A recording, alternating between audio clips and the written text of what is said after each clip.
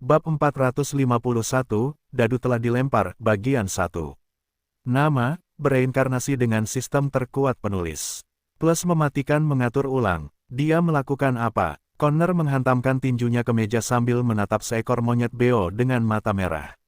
Oliver, kita sudah saling kenal cukup lama. Apakah kau mengatakan bahwa Floyd mencoba menculik anggota keluarga William untuk memaksa Celine dan membuatnya tunduk? Apakah kau mengatakan yang sebenarnya, atau kau hanya mengoceh? Petik 2. Jadi, kau tidak memerintahkannya untuk melakukan hal semacam itu. Oliver bertanya balik. Ia menatap Connor dan menggunakan mata istimewanya yang dapat melihat menembus semua hal untuk mengetahui apakah pemimpin Deus itu berbohong atau tidak. Aku tidak memerintahkan hal seperti itu. Connor membantah dengan tegas. Yang kuminta dari Floyd adalah menyampaikan pesan kepada Celine bahwa aku ingin berbicara dengan muridnya, William. Aku tidak menghasutnya untuk menculik anggota keluarganya karena aku tidak ingin menjadikan Celine musuhku. Oliver menilai jiwa Connor dan menemukan bahwa ia tidak berbohong. Ini membuktikan bahwa apa yang Floyd lakukan adalah tindakan yang tidak sah dari pihaknya tanpa persetujuan dari pemimpin Deus. Kalau begitu, katakan padaku, Connor, mengapa kau ingin bertemu William? Tanya Oliver. Aku hanya akan memberitahu anak itu alasannya saat aku bertemu dengannya, jawab Connor. Waktu adalah hal terpenting, Oliver. Semakin cepat aku berbicara dengan anak itu, semakin cepat kita bisa mencapai kesepakatan. Aku akan memberimu kebebasan untuk memilih waktu dan tempat pertemuan kita. Kau dapat membawa Celine atau siapapun yang ingin kau bawa, tetapi anak itu harus ada di sana, titik. Oliver menatap Connor sekali lagi sebelum terbang menuju jendela kantornya. Aku akan datang menemuimu sebelum hari ini berakhir, kata Oliver sambil terbang melewati jendela. Aku akan menyampaikan jawaban anak itu kepadamu. Tanda hubung tanda hubung tanda hubung tanda hubung tanda hubung. Di dalam divisi bela diri Akademi Kerajaan. Jadi ini kamar kepala prefek, Celine menganggukkan kepalanya sebagai tanda penghargaan. Lumayan, peri cantik itu duduk di tempat tidur berukuran besar milik William sambil mengamati ruangan itu dengan pandangan menilai. Sangat disayangkan aku tidak dapat menggunakannya selama setahun, komentar William sambil menyeret kursi untuk duduk di depan gurunya. Kupikir aku akan menjalani kehidupan akademi yang bahagia. Aku tidak menyangka akan mendapati diriku di barisan depan menghadapi satu demi satu masalah. Celine terkekeh sambil menatap anak laki-laki berambut merah itu, yang menatapnya balik dengan wajah penuh ketidakadilan. Kau magnet masalah, bukan? Tanya Celine dengan ekspresi puas. Guru, itu fitnah, jawab William dengan nada yang benar. Lihat saja betapa tampannya muridmu. Magnet masalah. Tidak, aku magnet bagi gadis-gadis cantik. Ah, aku lupa memberitahumu, guru, aku sekarang punya 3 pacar. Lumayan, benar kan? Celine mendengus setelah mendengar jawaban sinis William. 3 pacar, apa bagusnya punya 3 pacar? Kau bahkan tidak bisa melakukan apapun pada mereka dengan. Peri cantik itu menutup bibirnya saat dia memandang rendah William, sebelum terkikik. Guru, Anda tidak boleh meremehkan murid Anda, William mengangkat kepalanya dengan arogan. Sebagai informasi, saya tidak lagi. William tidak dapat melanjutkan kata-katanya karena dia akan terdengar seperti pecundang jika dia memberitahu Celine bahwa dia telah melewati batas dan menjadi dewasa dalam mimpinya. Jika itu dihitung, maka hampir semua remaja di bumi akan kehilangan V-card mereka, bukan? Anda tidak lagi. Saya bukan lagi anak kecil yang Anda kenal. Saya sangat mampu sekarang. Benar, Celine mengangguk. Saya akui bahwa Anda sekarang lebih mampu. William tidak ingin melanjutkan percakapan. Karena kekasihnya saat ini berada di dalam wilayah 1000 binatang miliknya. Meskipun mereka tidak dapat mendengar percakapan mereka, dia takut Ashanti bagaimana akan dapat menguping menggunakan permata yang tertanam di dadanya. Half-elf itu tidak mau ambil risiko karena baru saja dipukuli oleh 2 Angry Bird yang cerewet yang menjatuhkan bom saat kekasihnya ada di dekatnya. William hendak mengganti topik pembicaraan ketika Oliver masuk ke ruangan melalui jendela William dan menyampaikan pembicaraannya dengan Connor. Seperti dugaan kami, Nyonya. Connor tidak terlibat dalam penyerangan Floyd Dillon, Oliver menjelaskan. Anda yakin? Ya, begitu. Kalau begitu, Will, apa yang akan Anda lakukan? Celine mengalihkan perhatiannya ke half-elf yang tampak sedang berpikir keras. William tidak butuh waktu lama untuk menjawab karena dia sudah memutuskan untuk menemui Connor saat dia menuju Royal Academy. Saya ingin bertemu dengannya, kata William. Tuan, wujudkanlah. Celine mengangguk. Tidak perlu memperpanjang masalah karena waktu tidak berpihak pada mereka. 5 menit kemudian, Oliver terbang keluar jendela untuk menyampaikan kata-kata William kepada Connor. William memutuskan untuk menemui Connor di dalam Royal Academy ditemani oleh Celine dan Jekyll. Dia tidak sepenuhnya percaya pada pemimpin Deus dan memiliki guru dan dokter gigi Lon akan menjamin keselamatannya. Tanda hubung tanda hubung tanda hubung tanda hubung tanda hubung. 1 jam sebelum matahari terbenam, Connor tiba di divisi bela diri tahun pertama. Dia datang sendiri karena dia tidak ingin menyabotase pertemuan ini dengan William. Floyd telah membuat segalanya sulit baginya, jadi dia tidak ingin mengambil risiko lagi dan memutuskan untuk menunjukkan ketulusannya kepada William dan gurunya, Celine. Mereka bertemu di ruang konferensi asrama Solaris. William terkejut mengetahui bahwa pemimpin Deus adalah seorang half-elf seperti dirinya. Connor memiliki rambut pendek berwarna coklat tua dan mata hijau yang tidak sejernih William. Jelas, dia telah melihat dan melakukan hal-hal yang belum pernah dialami anak laki-laki itu sebelumnya. Meskipun mereka berdua adalah half-elf, jalan yang mereka pilih berbeda satu sama lain. Sebelum kita memulai pertemuan ini, saya ingin meminta maaf atas apa yang coba dilakukan bawahan saya, Floyd, kata Connor dengan nada meminta maaf. Saya tidak pernah bermaksud menculik anggota keluarga Anda untuk dijadikan sandera. William mengangguk karena Oliver sudah memberitahunya hal ini. Namun, dia memberi Connor nilai 10 dari 10 untuk kemampuan aktingnya karena kata-kata dan tindakannya dengan jelas menunjukkan bahwa dia merasa tidak enak tentang apa yang terjadi di Lon. Dia benar-benar tahu bagaimana memimpin percakapan. William memuji pemimpin Deus itu karena kemampuannya membuat dirinya tampak seperti korban. Melihat pengakuan William, Connor memutuskan untuk langsung ke intinya. Dia tidak berencana menggunakan kata-kata berbunga-bunga untuk memuji anak laki-laki berambut merah itu karena Connor dapat dengan jelas melihat ketidaksukaan yang tersembunyi di mata William. Meskipun anak laki-laki itu berusaha keras menyembunyikannya, Connor adalah seseorang yang ahli dalam berurusan dengan orang lain.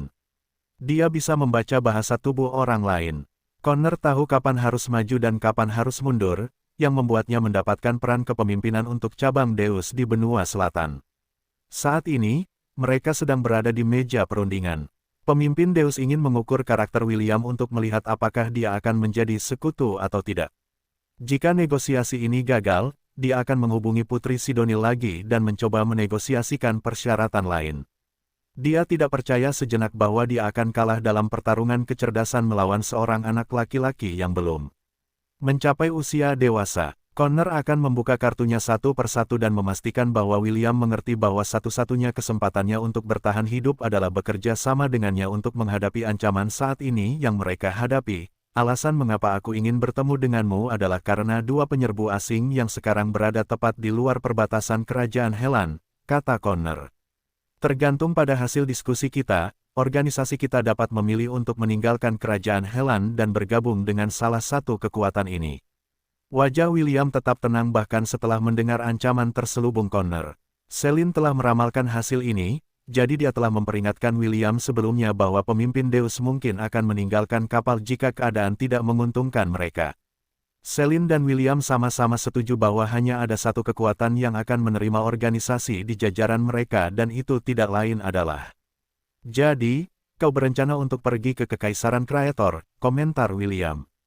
Bukan pilihan yang buruk. Connor menatap wajah William dan dia dapat mengatakan bahwa bocah itu tidak terkejut dengan pernyataannya. Dia pikir dia akan menang, dengan mengatakan bahwa dia akan menyerahkan kerajaan Helan dan menjadi bagian dari pasukan Kekaisaran Kreator. Begitu ya, jadi dia benar-benar sekutu Putri Sidoni, pikir Connor. Dia tidak tahu bahwa Sidoni bukan lagi seorang putri, tetapi seorang permaisuri yang berkuasa atas 2 kerajaan. Meskipun adik laki-lakinya saat ini adalah orang yang memerintah kerajaan Frisia, itu tidak mengubah fakta bahwa dialah yang mengambil keputusan. Connor mengira bahwa ketenangan William disebabkan oleh fakta bahwa dia telah menemukan dukungan yang kuat. Dukungan yang juga diinginkan Connor. Saat ini, hanya Kekaisaran Kreator yang memiliki cukup tenaga untuk menghadapi para peri dan melawan mereka dengan alasan yang sama. Dia telah diberitahu oleh Kalum bahwa hubungan William dan Putri Sidoni tampak dekat. Itulah kesimpulan yang dia dapatkan setelah mengamati keduanya dari jauh. Jadi, maksudmu kita berdua harus bekerja sama dan melawan kedua kekuatan ini, benar? Tanya William. Ya, jawab Connor. Jadi kamu tidak akan mengakui bahwa kamu adalah sekutu Putri Sidoni. Sayang sekali aku sudah tahu hubunganmu dengannya. Jika memungkinkan, Connor tidak ingin menjadi bawahan orang lain. Menjadi antek Putri Sidoni adalah pilihan terakhirnya. Yang ingin ia dapatkan dari negosiasi dengan William ini adalah agar half-elf setuju bekerja sama dengannya untuk menghadapi para elf dan membuat fakta non-agresi dengan Kekaisaran Kreator. Ia percaya bahwa selama ia hanya melawan para elf, ia akan mampu memusnahkan mereka jika itu adalah pertarungan 1 lawan 1. Connor mengandalkan fakta bahwa pasukan prajurit super akan segera menyelesaikan transformasi terakhir mereka. Karena kau sudah terbuka dengan tujuanmu, maka izinkan aku menceritakan sesuatu tentang peristiwa terkini yang terjadi di dinasti Zelan, kata William. Beberapa hari yang lalu, kami pergi ke sana untuk menghancurkan gerbang teleportasi mereka. Connor tidak dapat menahan keterkejutan yang muncul di wajahnya saat mendengar kata-kata William. Apakah kau berhasil? Tanya Connor. Ia menunggu dengan napas tertahan untuk jawaban William. Jika William berhasil menghancurkan kemampuan para peri untuk mendapatkan lebih banyak bala bantuan dari tanah air mereka, maka itu akan membawa mereka selangkah lebih dekat untuk menghabisi mereka. Itulah yang dipikirkan Connor saat ia menatap anak laki-laki berambut merah di depannya. Tidak, jawab William. Kami gagal dalam misi kami. Selain itu, aku punya berita buruk lainnya untuk diceritakan kepadamu. 2 penjaga dari benua bulan perak berhasil melewati gerbang di tengah pertempuran. Salah satunya adalah Kilin, Eneru. Yang lainnya adalah golem kuno, Draum. Pernahkah kau mendengar tentang mereka? Wajah Connor langsung memucat saat mendengar nama kedua penjaga dari benua bulan perak itu. Ia tahu siapa Eneru karena ia memiliki akses ke jaringan informasi Deus. Sebagai seseorang yang membenci para peri, ia telah mengumpulkan sejumlah besar informasi tentang pasukan yang ada di benua bulan perak. Ini termasuk 7 binatang pelindung benua bulan perak. Kilin, Eneru, golem kuno, Draum, ular bersayap, drakon Nalsrik, Raja En, Mirendor, rusa pelindung, Zipon, naga emas, Eskalor, dewa setengah, Seperon. Ini adalah 7 pelindung benua bulan perak. Seperon adalah dewa setengah yang terikat pada benua bulan perak. Ia jarang meninggalkan tanah peri untuk berhibernasi selama ratusan tahun.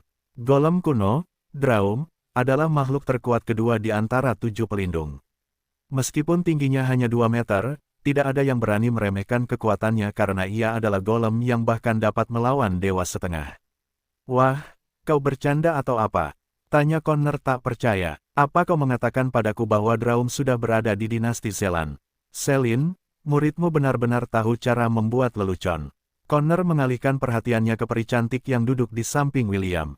Aku khawatir dia mengatakan yang sebenarnya, jawab Selin.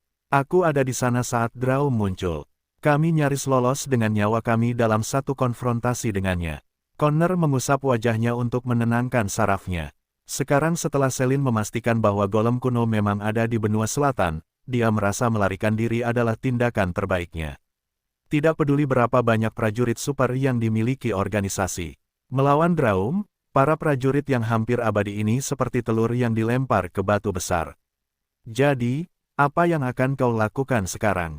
Tanya William. Apakah kau akan mencari perlindungan dari Kekaisaran Kreator, atau akankah kau tetap tinggal di kerajaan Helan dan berperang melawan para peri? Alasan mengapa William menyebutkan kemunculan Kilin dan golem kuno adalah untuk menguji tekad Connor. Dia ingin tahu apakah pemimpin Deus akan memilih untuk melarikan diri atau tetap bertarung. Saat ini, yang dibutuhkan William adalah sekutu, dan bukan orang-orang yang akan melarikan diri selama momen krusial. Dia bahkan bersedia mengesampingkan perbedaan mereka, sehingga mereka bisa duduk untuk berbicara satu sama lain. Jika Connor memutuskan untuk bersembunyi di bawah rok permaisuri Sidoni maka tidak ada yang bisa dia lakukan. Terus terang, dia juga tergoda untuk melakukan hal yang sama. Namun, ada beberapa individu di pihak mereka yang mungkin dapat memberikan bantuan mereka ketika semua harapan hilang. Salah satunya adalah Takam, demigod dari pegunungan Kirintor. Yang lainnya adalah Vlad, demigod terkuat di benua selatan. Jika kedua demigod ini memutuskan untuk berdiri di pihak William, maka bahkan Draum harus berpikir dua kali sebelum bergerak melawan kerajaan Helan.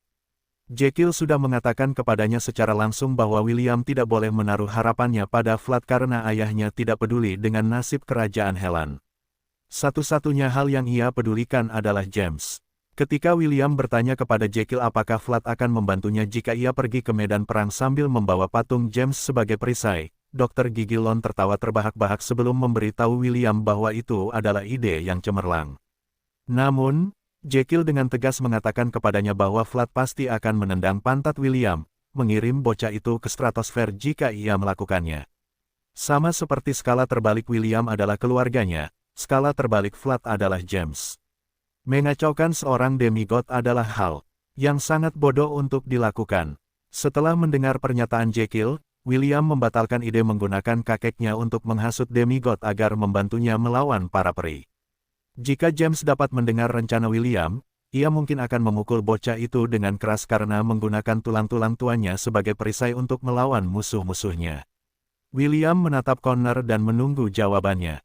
Dadu telah dilempar. Ia hanya menunggu untuk melihat apakah Connor akan memilih untuk bertarung, atau memilih untuk melarikan diri ketika peluangnya tidak berpihak padanya. Celine mengamati pertarungan akal ini dari samping dan sebuah senyuman muncul di wajahnya. Ia cukup puas dengan cara William menghadapi Connor dan merasa bangga karena ia adalah muridnya. Jika saja ia diberi beberapa tahun lagi untuk tumbuh dewasa, aku yakin ia akan mampu melampaui harapanku, pikir Celine. Ia mendesah dalam hatinya mengetahui bahwa dalam 1 atau 2 bulan, perang akan terjadi pada mereka. Sebuah perang yang akan merenggut banyak nyawa, dan tidak akan pernah terlihat lagi pertemuan William dan Connor berakhir, tetapi tidak ada janji yang dibuat di antara keduanya. Pemimpin Deus meminta waktu sehari untuk memikirkan semuanya dan William setuju.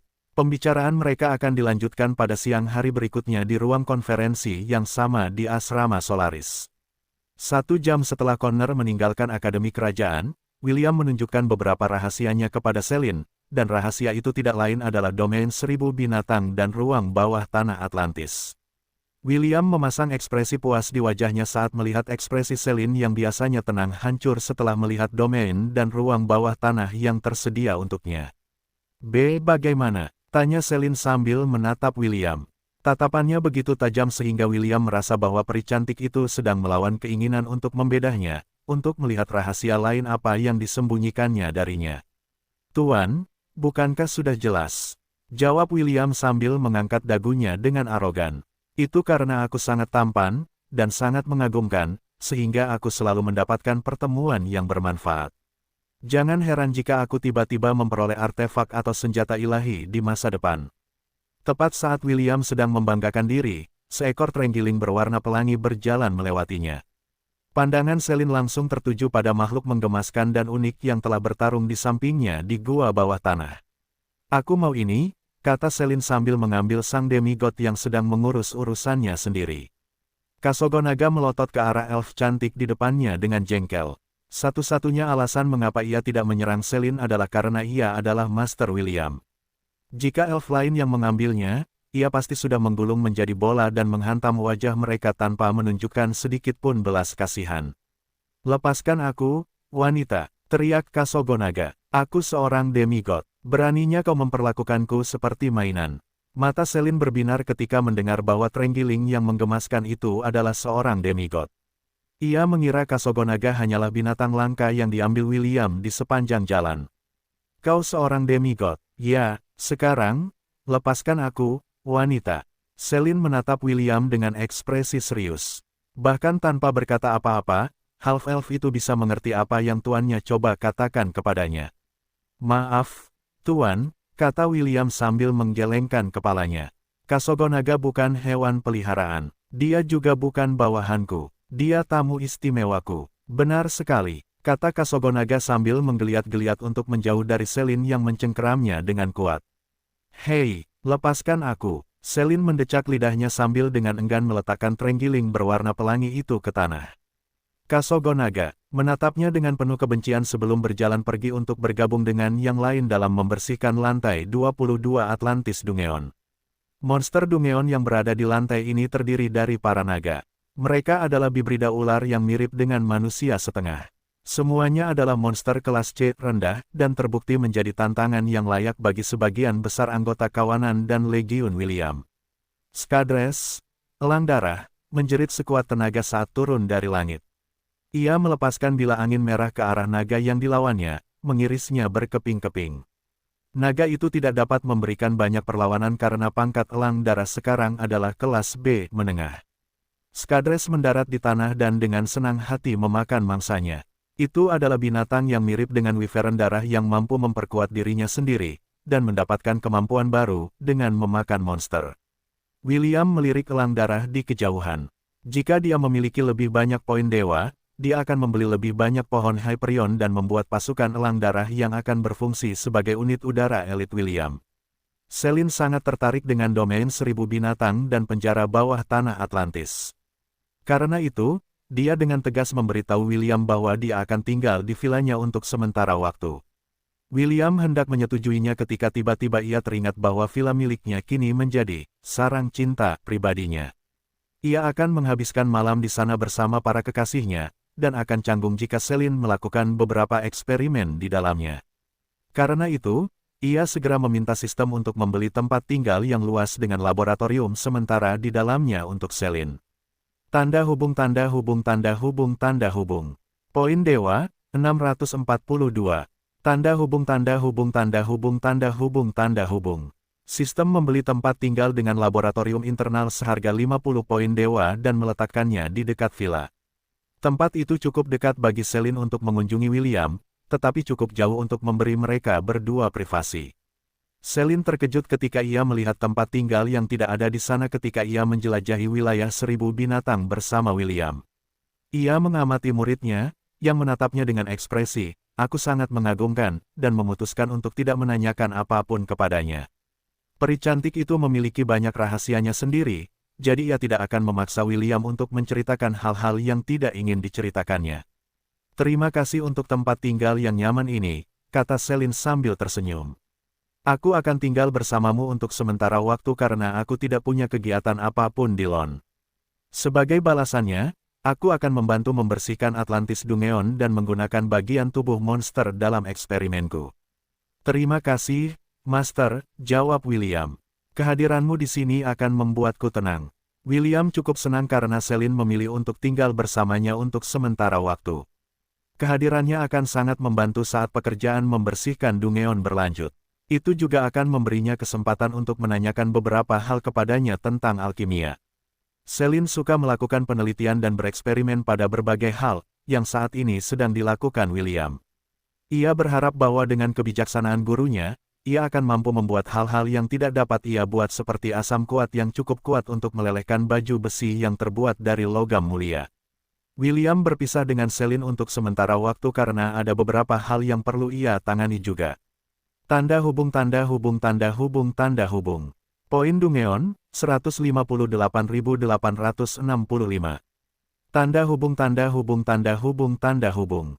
Pertempuran terakhir melawan para peri telah membunuh ratusan goblin. Meskipun Goblin Crypt dapat menelurkan lebih banyak dari mereka, William merasa bahwa ia tidak boleh memperlakukan pasukan goblin sebagai umpan meriam.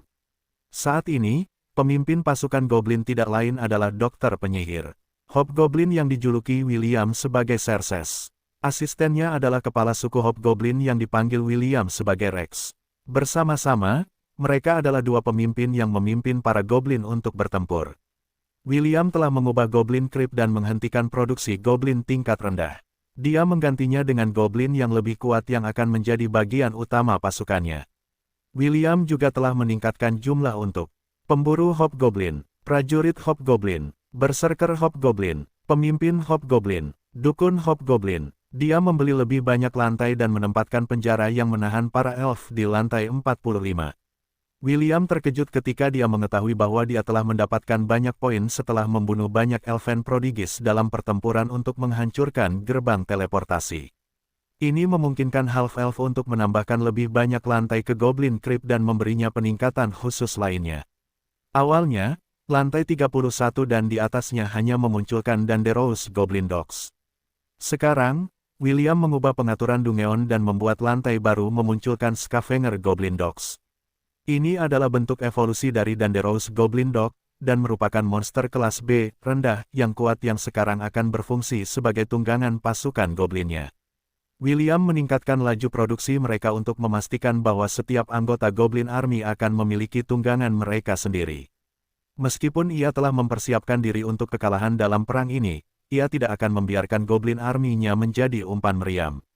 Ia akan memastikan bahwa mereka akan diperlengkapi dengan baik sehingga mereka akan mampu meneror musuh-musuhnya saat mereka bertemu lagi di medan perang. Pangeran Lionel dan Pangeran Rufus tiba di ibu kota dinasti Anaesa, Veritas.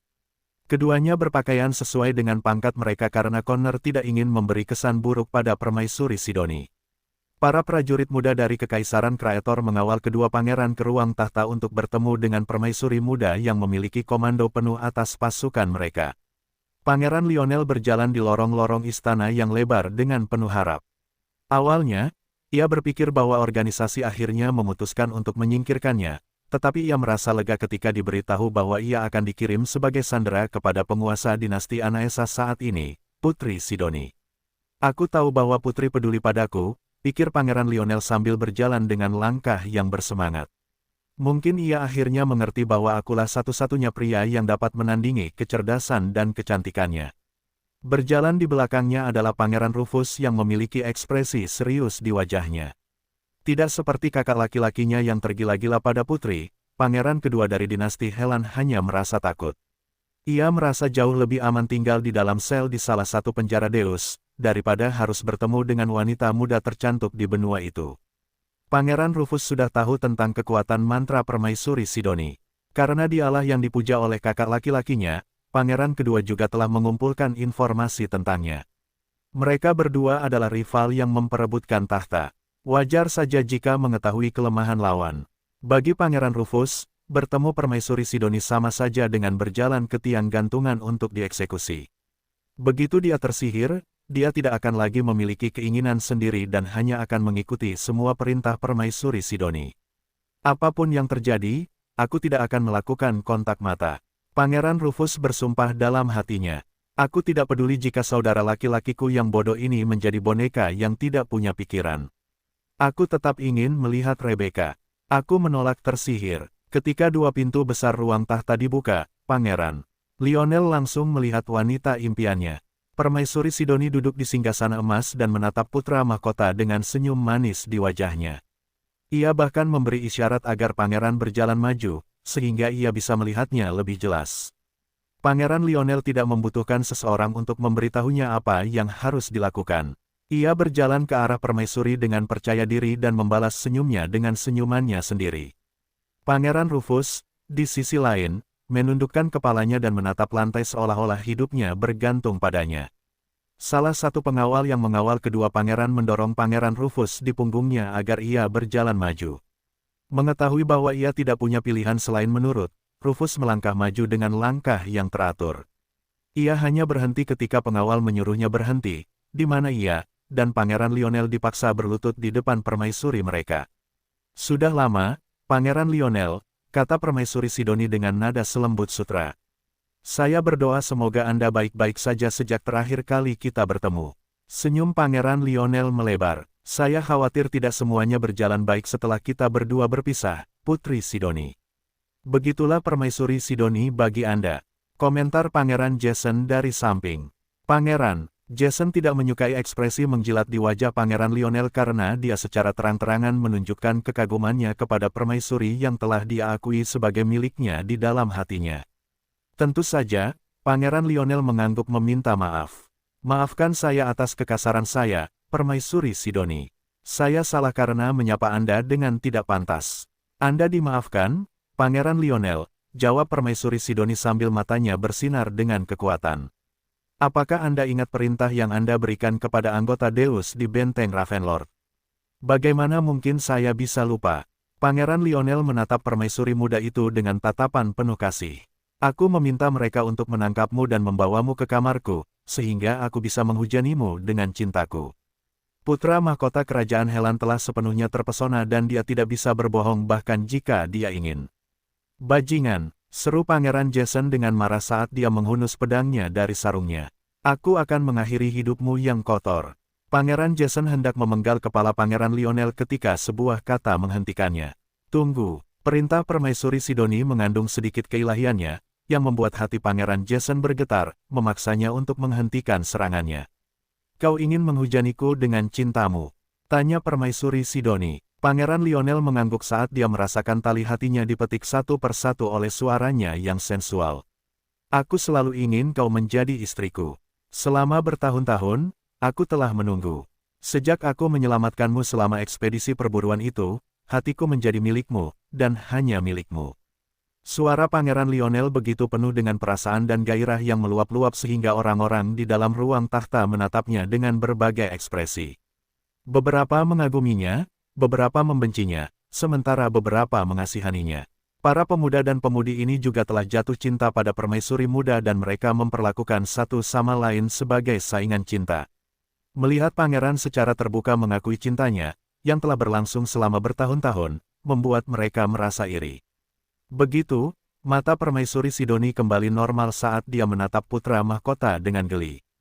Terima kasih telah mencintaiku selama ini. Saat ini, kita berada di tengah-tengah perang melawan para peri dan, sampai batas tertentu, orang-orang di kerajaanmu, apakah kau ingin mengabdi dan berjuang untukku? Tentu saja, Pangeran Lionel menempelkan tinjunya di dada sambil membungkuk kepada Permaisuri Sidoni seperti seorang kesatria yang bersumpah setia. Saya, Pangeran Lionel Arthur V. Helan, dengan ini bersumpah demi kehormatan saya bahwa saya akan berjuang untuk Anda, Yang Mulia, sampai saya menghembuskan napas terakhir, kata Pangeran Lionel dengan penuh tekad. Musuh-musuh Anda akan menjadi musuh saya, dan saya akan menggunakan hati dan tubuh saya untuk memastikan bahwa tidak ada bahaya yang akan menimpa tubuh Anda. Saya bersumpah dengan nyawa saya. Permaisuri Sidoni menganggukkan kepalanya dengan puas saat dia memberi isyarat agar Pangeran Lionel berdiri. Mulai sekarang, Anda akan menjadi bagian dari pengawal kerajaan saya, Permaisuri Sidoni menyatakan. Anda akan menemani saya kemanapun saya pergi dan melindungi saya dari semua bahaya. Anda akan melakukan ini untuk saya, iya. Hidup saya adalah milik Anda untuk diperintah, Yang Mulia. Pangeran Lionel menundukkan kepalanya. Berdirilah 5 langkah ke sisi kiri di bawah singgasana saya. Mulai hari ini dan seterusnya, di sanalah tempat Anda.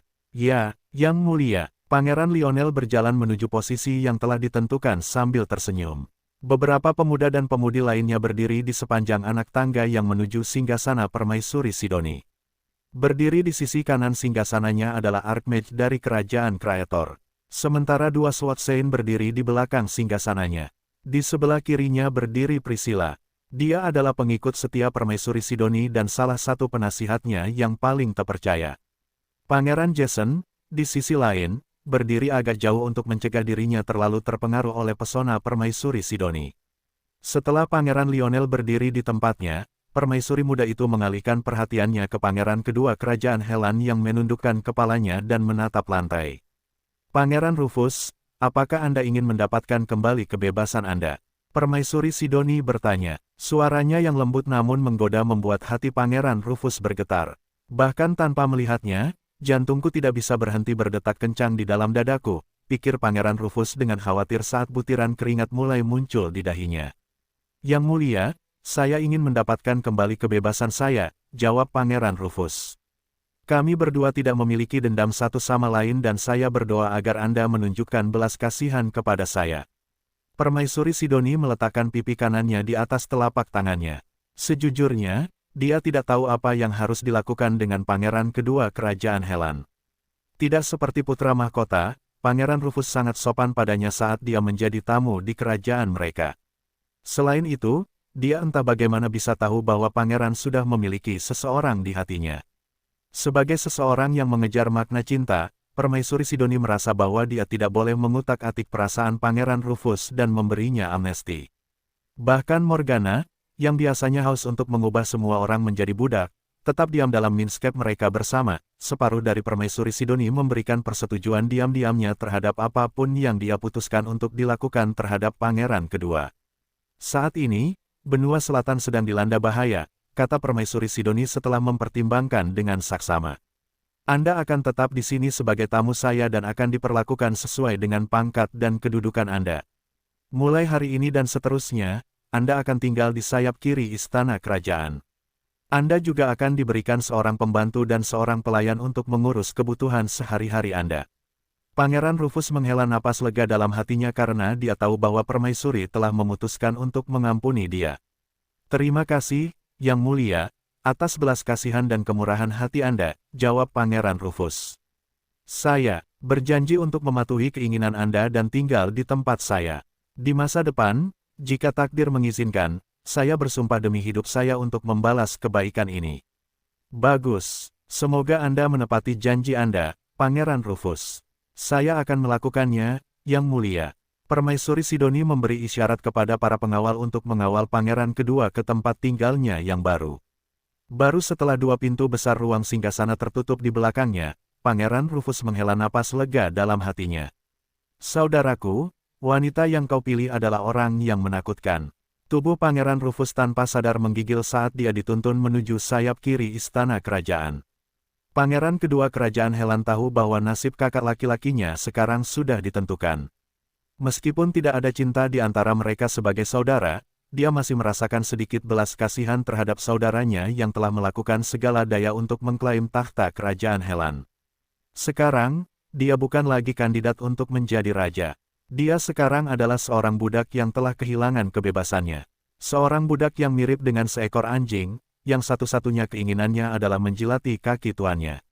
Seorang budak yang nasibnya akan diputuskan oleh suasana hati tuan yang cantik yang sekarang dia layani.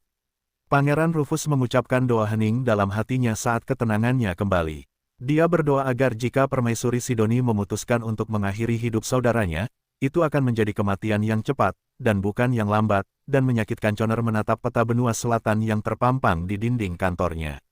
Sudah 2 jam sejak pembicaraannya dengan William dan dia berpikir panjang dan keras tentang apa tindakan selanjutnya yang akan dilakukannya. Di sebelah barat terbentang pinggiran kerajaan Helan. Di sebelah utara, dinasti Anaesa. Di sebelah selatan, dinasti Zelan. Terakhir, kerajaan Frisia di timur jauh. Keempat kekuatan yang berbagi benua selatan dan saling berhadapan. Setelah mantra kontinental diaktifkan, keempat kekuatan ini kehilangan pemimpin mereka dan jatuh ke dalam kekacauan. Saat ini, kerajaan Frisia dan dinasti Anaesa dimiliki oleh permaisuri Sidoni. Dia didukung oleh Kekaisaran Kraetor, dan memiliki pasukannya sendiri yang cukup besar berkat Ratu Semut Segudang. Saat ini, dia menduduki setengah dari lapangan permainan. Bahkan dapat dikatakan bahwa, dalam hal kekuatan dan sumber daya militer, dia berada di puncak kekuasaan saat ini. Lalu ada peri yang menduduki dinasti Zelan di selatan. Meskipun aliansi William gagal menghancurkan gerbang teleportasi, mereka tetap memberikan pukulan telak kepada para peri. Sangat disayangkan bahwa dua binatang pelindung yang kuat mampu melewati gerbang teleportasi sebelum dihancurkan oleh pasukan semut permaisuri Sidoni. Eneru, Sang Kilin, dan Draum, Sang Golem kuno. Keduanya memiliki kekuatan yang cukup besar, terutama golem kuno yang merupakan ancaman terbesar di antara keduanya. Golem itu sendiri memiliki kekuatan untuk menghancurkan benteng dan menggulingkan kota. Meskipun tidak akan ada bala bantuan yang datang untuk membantu para peri dalam waktu dekat, Draum lebih dari cukup untuk menghalangi setiap gerakan lebih lanjut terhadap pasukan peri yang ditempatkan di dinasti Zelan. Lalu ada kerajaan Helan. Di antara ketiga kekuatan ini, saat ini ia adalah yang terlemah dari semuanya. Connor mendesah saat matanya tertuju pada kerajaan tempat ia berada saat ini dan menggelengkan kepalanya tanpa daya. Andai saja domain tersembunyi tidak menghilang, pikir Connor dengan penyesalan. Sumber daya di dalamnya pasti lebih dari cukup untuk menciptakan puluhan ribu prajurit super yang dapat digunakan sebagai bagian utama dari barisan depan kita. Connor sudah mengerti bahwa ancaman terbesar yang mereka hadapi adalah Draum. Jika dia bisa meyakinkan permaisuri Sidoni untuk menjauhkan Pseudo Demigod, dia yakin bahwa dia dan William akan mampu mengalahkan para peri jika mereka bekerja sama. Masalahnya adalah aku tidak tahu seberapa kuat pasukan yang dimiliki murid Selin, renung Connor. Karena mereka melancarkan serangan pendahuluan untuk menghancurkan gerbang teleportasi, itu berarti mereka memiliki pasukan atau sesuatu yang serupa yang cukup kuat untuk mengalahkan pembela peri yang ditempatkan untuk melindungi sarana mereka dalam meminta bala bantuan dari benua bulan perak. Connor merasa bahwa bahkan jika dia meminta William untuk memberitahu dia berapa banyak pasukan yang dia miliki di bawah panjinya, yang terakhir tidak akan memberitahunya apapun. Jika dia berada di posisi yang sama, Connor akan melakukan hal yang sama. Aku hanya punya dua pilihan, renung Connor sambil menatap dinasti Anaesa. Bersumpah setia kepada Permaisuri Sidoni, dan mendapatkan dukungan dari Kekaisaran Kreator, atau tetap tinggal di kerajaan ini yang tidak memiliki harapan untuk mengalahkan pasukan peri. Bawahannya, yang bertanggung jawab untuk mengawal kedua pangeran ke dinasti Anaesa, telah melaporkan bahwa putri cantik itu sekarang menjadi permaisuri. Connor tahu apa maksudnya dan itu membuatnya mengerutkan kening. Aku hanya berbicara dengannya menggunakan kristal komunikasi, tetapi itu lebih dari cukup untuk memberitahuku betapa berbahayanya dia. Tangan Connor tanpa sadar mengepal ketika dia mengingat pembicaraannya dengan permaisuri Sidoni. Connor punya firasat bahwa jika dia bersekutu dengan Kekaisaran Kreator, permaisuri muda itu tidak akan mengambil risiko dan menggunakan kemampuan pesonanya padanya. Pemimpin Deus tidak terlalu yakin bahwa dia akan mampu melawannya, bahkan jika dia menggunakan artefak yang akan meningkatkan ketahanannya terhadap pesona.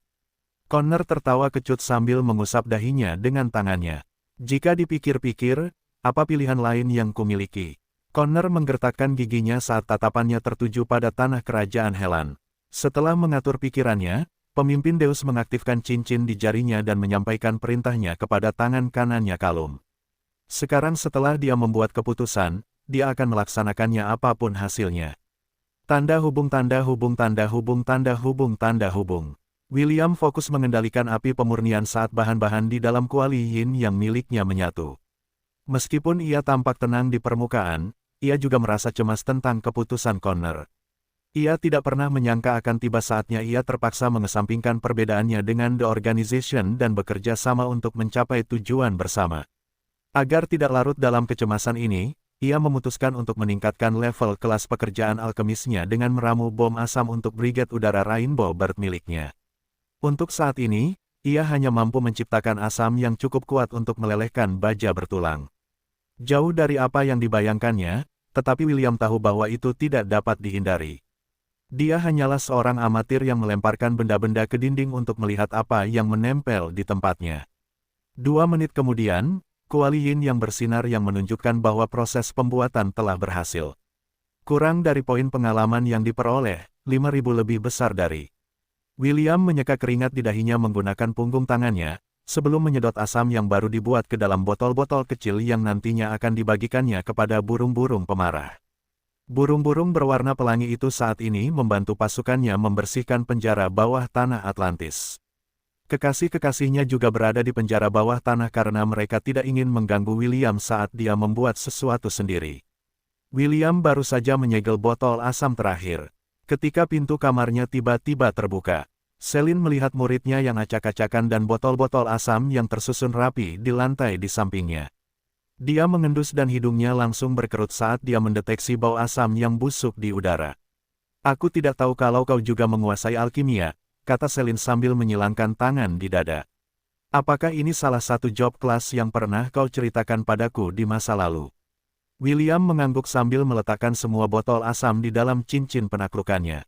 Ia kemudian menggunakan sihir airnya untuk membersihkan kuali yin yang sebelum menyimpannya di dalam cincin itu juga. "Apakah ada yang kau butuhkan, Tuan?" tanya William. Ia tahu bahwa Celine tidak akan datang menemuinya kecuali jika itu adalah sesuatu yang penting, jadi William memfokuskan perhatiannya padanya dan menunggu jawabannya.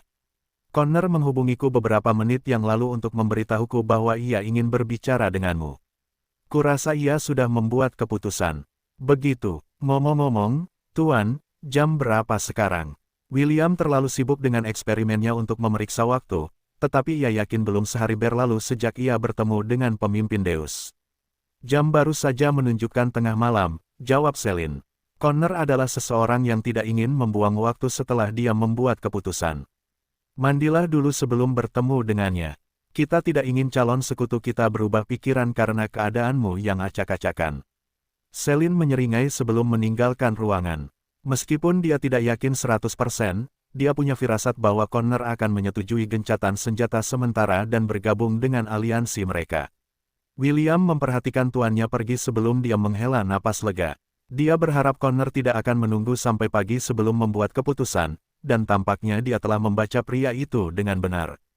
Anak laki-laki berambut merah itu menuju ke kamar mandi untuk mandi sesuai keinginan tuannya. "Baiklah kalau begitu, aku ingin tahu pilihan apa yang dibuatnya.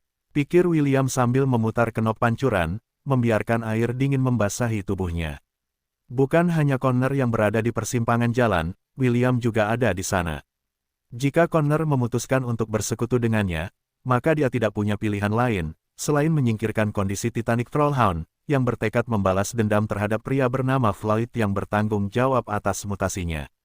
Jika Connor memutuskan untuk tidak bersekutu dengannya, tetapi melarikan diri, maka dia akan dipaksa untuk mengambil alih komando penuh kerajaan Helan. Dengan tidak adanya raja, para pangeran, perdana menteri, dan komandan Ordok Satria pertama, William secara otomatis menjadi bupati baru kerajaan Helan. Pangeran Ernest juga dapat memiliki peran itu, tetapi pangeran muda saat ini berada di pegunungan Kirintor, jauh dari konflik berbagai faksi yang bertikai yang merusak tanah itu. Jika memungkinkan, William ingin membiarkan pangeran tetap berada di bawah perlindungan Takam. Dengan begitu, masih akan ada kesempatan untuk mendapatkan kembali haknya, jika kerajaan jatuh ke tangan musuh kereta terbang yang membawa lambang penguasa perang Angorian mendarat di Lon. 3 hari setelah William dan Connor menyelesaikan persyaratan aliansi mereka, ia memutuskan untuk kembali ke kampung halamannya untuk memberitahu Pangeran Alaric tentang perincian kerjasama mereka dengan Deus. Seperti yang diharapkannya, Pangeran Alaric tidak senang bekerja sama dengan organisasi yang bertanggung jawab atas seluruh kekacauan ini. Namun, putra mahkota dinasti Zelan juga mengerti bahwa itu adalah satu-satunya kesempatan mereka untuk menang melawan pasukan peri. Baiklah, jawab Pangeran Alaric. Kita akan pergi ke kota Gladiolus untuk berkoordinasi dengan Connor. Bagaimana denganmu? Apa yang akan kau lakukan? Aku akan terus mencari sekutu untuk membantu kita dalam pertempuran, kata William. Meskipun ancaman saat ini yang kita hadapi adalah peri, kita masih belum tahu apa yang dipikirkan Kekaisaran Kraetor. Mungkin juga mereka memiliki rencana untuk menguasai benua selatan sepenuhnya. Pangeran Alaric mendesah. Ini juga salah satu kekhawatiran di hatinya. Bukan hanya para peri yang berencana memanggil bala bantuan dari tanah air mereka. Pasukan Kraetor juga melakukan hal yang sama. William dan Pangeran Alaric saling berpandangan. Sangat mungkin bahwa Kekaisaran Kraetor hanya menunggu kerajaan Helan dan para peri untuk saling mengalahkan sebelum mereka bergerak untuk membunuh. Mereka saat ini berada dalam posisi yang menguntungkan dan begitu mereka bergerak, itu akan mengirimkan gelombang yang bergulung ke segala arah. Seberapa tangguh dirimu melawan mantra?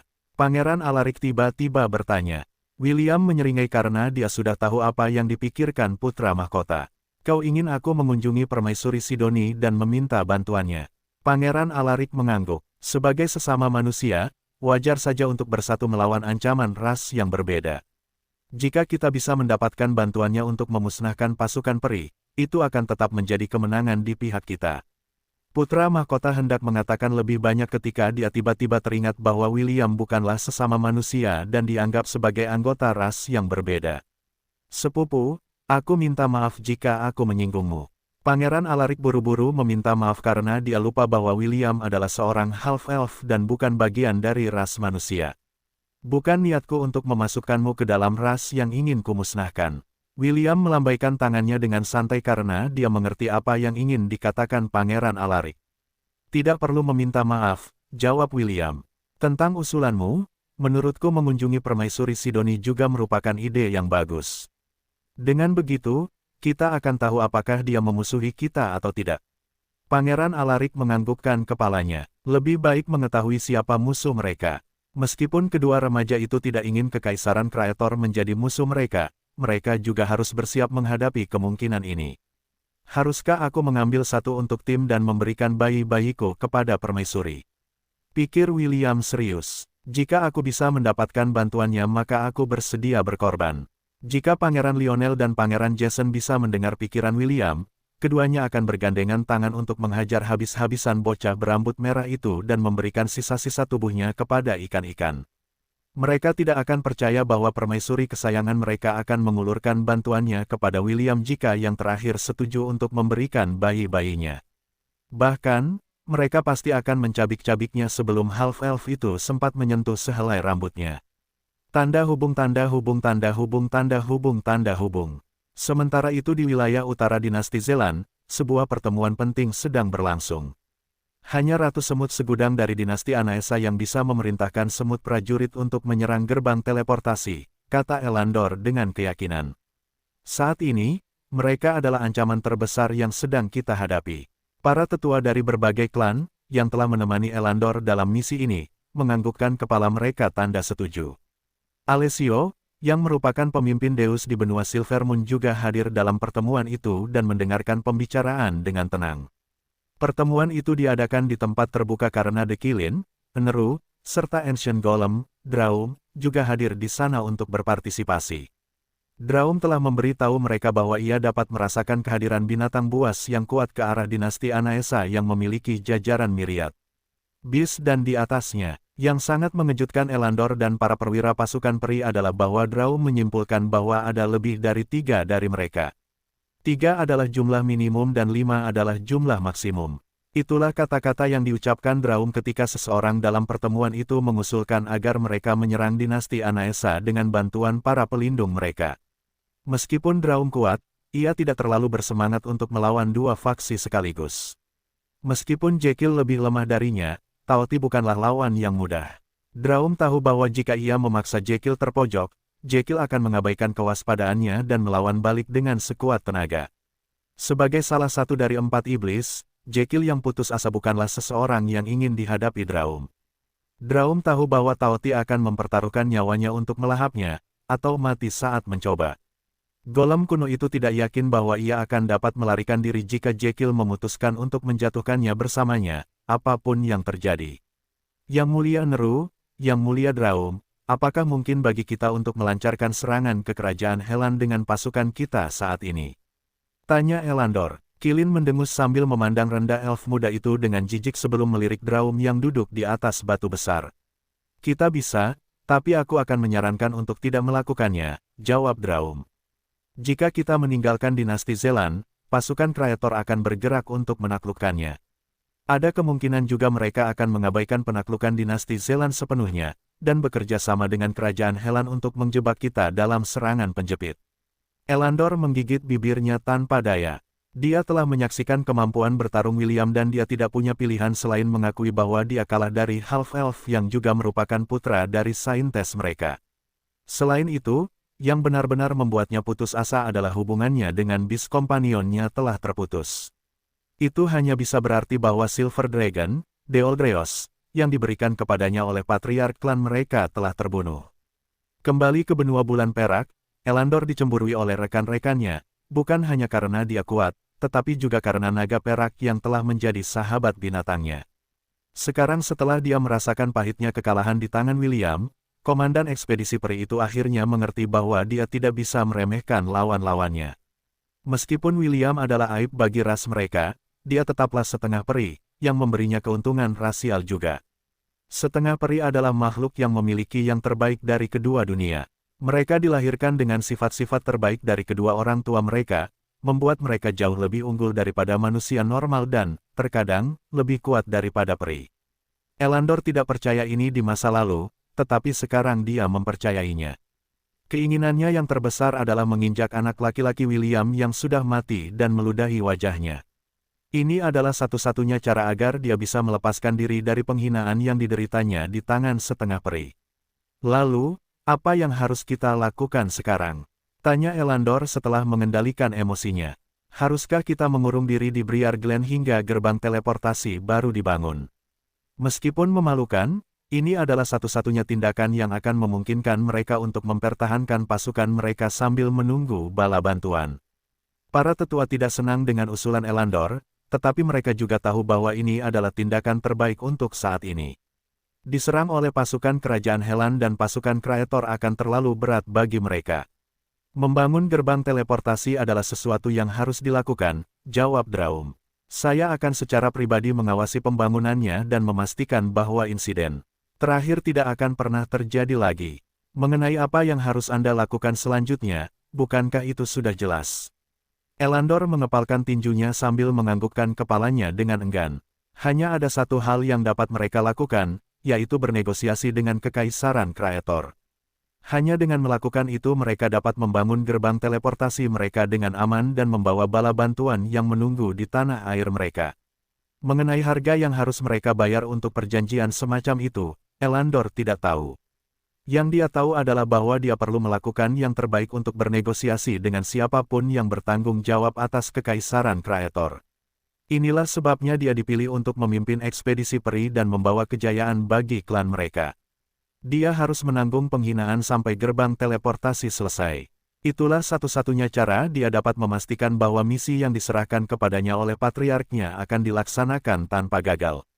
Agar itu terjadi, Elandor bersedia melakukan apa saja, kecuali menundukkan kepalanya kepada ras yang paling dia benci dalam hidupnya.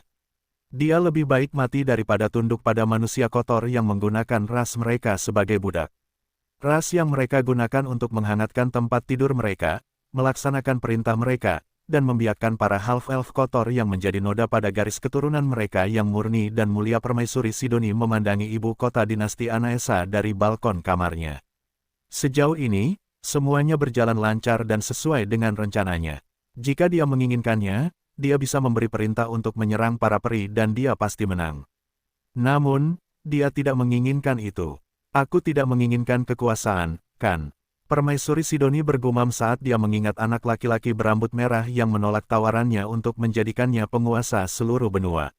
Dia menatap lurus ke matanya saat dia mengatakan itu, dan hanya sepasang mata hijau jernih yang indah, dengan pantulan dirinya sendiri di sana yang menatap balik ke arahnya. Tidak ada kepalsuan dalam kata-kata William, hanya ketulusan yang tulus.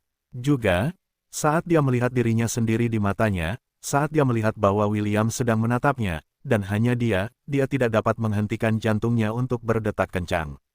Kurang dari dulu, kamu tidak akan mengucapkan kata-kata ini, Sidoni. Kamu telah berubah. Lebih besar dari, aku bukan satu-satunya yang berubah. Kamu juga berubah, kan, kakak? Kurang dari ya, kurasa ini yang mereka sebut tumbuh dewasa. Tetap saja, kita pasti memiliki kelebihan dari Advantage. Kau yakin tidak ingin mengabdikan benua ini pada kesayangan kita di atas piring perak? Lebih besar dari, Permaisuri Sidoni menggelengkan kepalanya. Menyerahkan kendali benua mungkin bisa menyelesaikan masalah William, dan membuatnya bahagia, tetapi itu tidak akan membuatnya mencintainya. Dia akan merasa bersyukur, ya, dan dia bisa membuatnya merasa bersalah, dan dia mungkin bisa berhasil, tetapi bagaimana dengan itu? Pada akhirnya, dia hanya akan merasa hampa dan kosong di dalam. Lucu, kata Permaisuri Sidoni saat dia menghadapi Morgana di dalam minscape mereka bersama. Aku benar-benar bisa memilih pria manapun di benua ini, dan mungkin seluruh dunia, dan mereka semua akan dengan senang hati membuka hati mereka kepadaku. Mereka akan mengatakan mereka mencintaiku. Mereka akan menawarkan bulan, dan bintang-bintang, hanya untuk menunjukkan betapa mereka mencintaiku, namun aku bahkan tidak bisa menjadikan seorang gembala sebagai kekasihku. Bukankah itu ironis? Kurang dari ya, itu lelucon terbesar yang pernah ada. Jika mantra kita hanya berhasil pada Darling, maka aku pasti sudah mengikatnya di tempat tidur dan lebih besar dari, Permaisuri Sidoni hanya bisa menggelengkan kepalanya, karena dia sudah bisa menebak apa yang Morgana pikirkan. Untuk dilakukan pada William, tentu saja, dia akan berbohong jika dia mengatakan bahwa dia tidak penasaran. Namun, karena mereka berbagi tubuh yang sama, dia harus menetapkan aturan tertentu agar separuh dirinya tidak terbawa suasana dan melakukan hal-hal yang mungkin mereka sesali di masa depan. Kurang dari Sidoni, aku mungkin tidak secerdas dirimu, tetapi menurutku, para peri, Connor, dan mungkin Darling tidak punya pilihan selain mencari audiensi denganmu, untuk bernegosiasi. Apa yang akan kamu lakukan saat itu tiba? Lebih besar dari, Sidoni mengangguk karena dia juga memikirkan hal ini. Karena dialah yang memiliki bagian kue yang lebih besar, dan pasukan yang kuat di belakangnya, orang yang akan memutuskan hasil perang ini adalah dia, dan hanya dia. Dengan lambaian tangannya, kota-kota akan diinjak-injak. Dengan senyuman, sebuah negara akan hancur. Ini adalah kekuatan yang dimilikinya, namun, dia juga tidak menginginkan kekuasaan. Dulu, dia bermimpi menjadi satu-satunya penguasa benua selatan, tetapi sekarang, tujuannya berbeda. Yang dia inginkan sekarang adalah cinta. Cinta yang akan meluluhkan hatinya dan menjadikannya wanita paling bahagia di dunia. Cinta yang akan membuatnya merasa lengkap, dan cinta yang dapat memuaskan dosanya. Dosa yang tidak mengenal batas. Tidak ada batasan. Dosa yang dapat membawa dunia menuju kehancuran. Mereka mengatakan bahwa di balik setiap pria hebat ada wanita hebat, kata Sidoni lembut. Namun, orang yang kita pilih bukanlah seseorang yang hebat. Kurang dari dia tidak sehebat itu. Lebih besar dari, dia sombong dan narsis. Mereka adalah orang-orang yang paling kubenci. Kurang dari benar sekali. Kami paling membenci orang-orang seperti ini. Lebih besar dari, Permaisuri Sidoni tersenyum sambil melihat ke arah barat, tempat matahari seharusnya terbenam.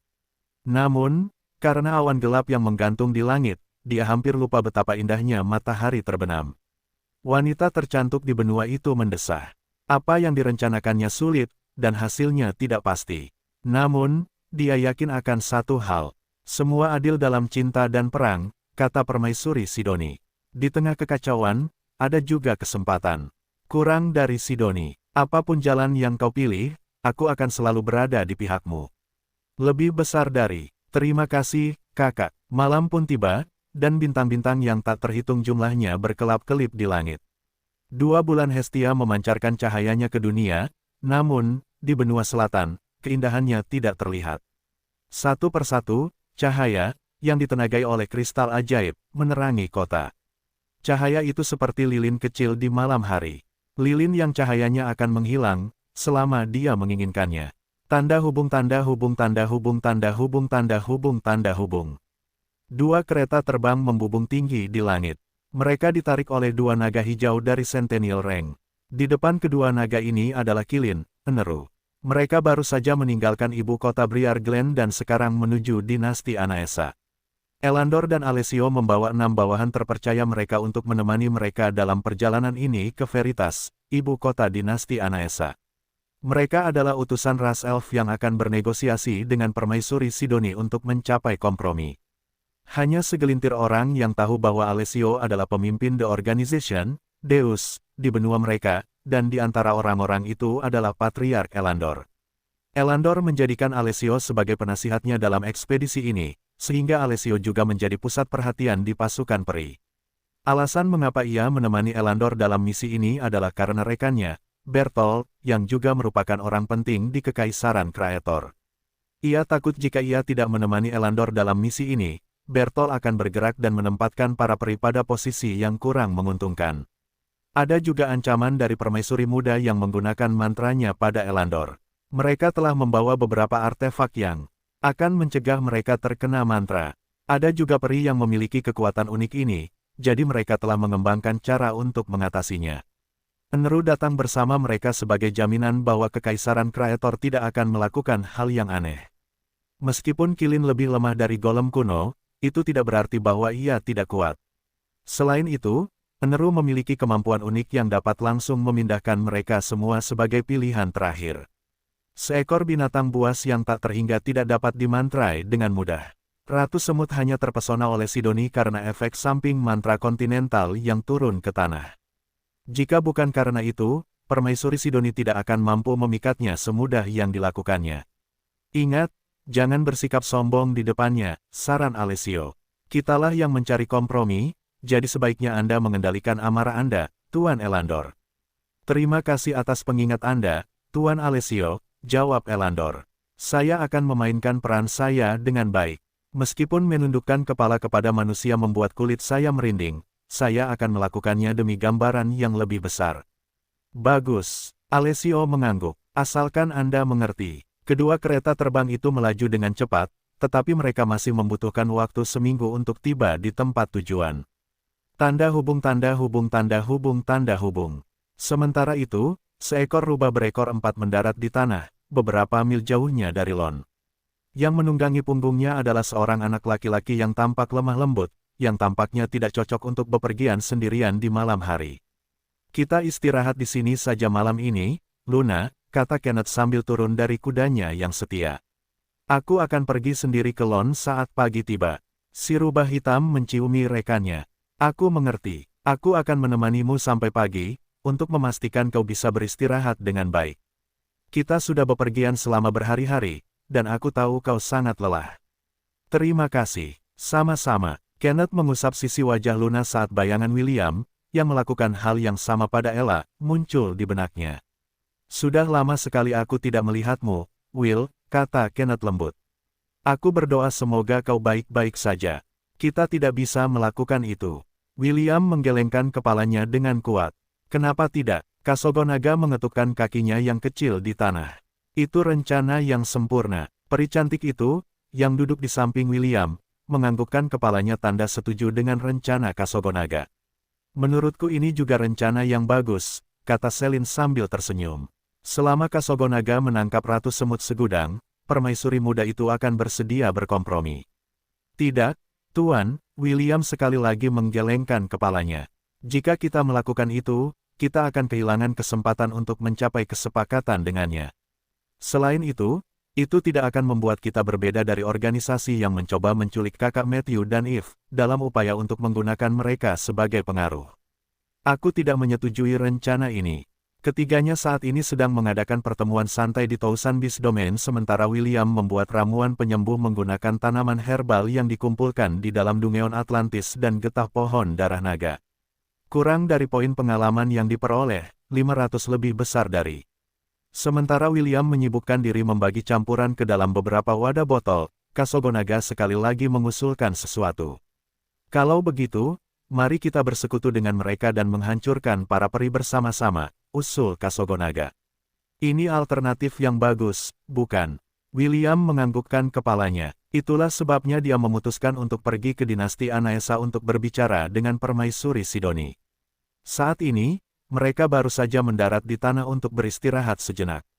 Setelah makan siang, William memerintahkan Dev dan Leonhard untuk beristirahat selama 3 jam sebelum melanjutkan perjalanan. Tidak mudah untuk melakukan perjalanan jauh, bahkan saat seseorang terbang di langit. Sementara Dev dan rekan binatangnya, Leonhard, beristirahat, William kembali ke wilayah 1000 binatang untuk membuat ramuan. St. Ashe, Wendy, Isaac, dan Conrad kembali membersihkan Dungeon, sementara Selin memutuskan untuk memeriksa seberapa hebat William dalam melakukan alkimia. Kasogonaga melihat keduanya di dekat pohon darah naga, jadi dia memutuskan untuk mengobrol sebentar dengan mereka untuk menghabiskan waktu.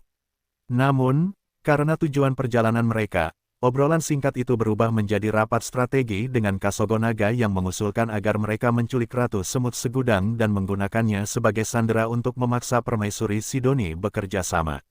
William tahu bahwa Kasogonaga hanya setengah serius dalam merencanakan penculikan Ratu Semut.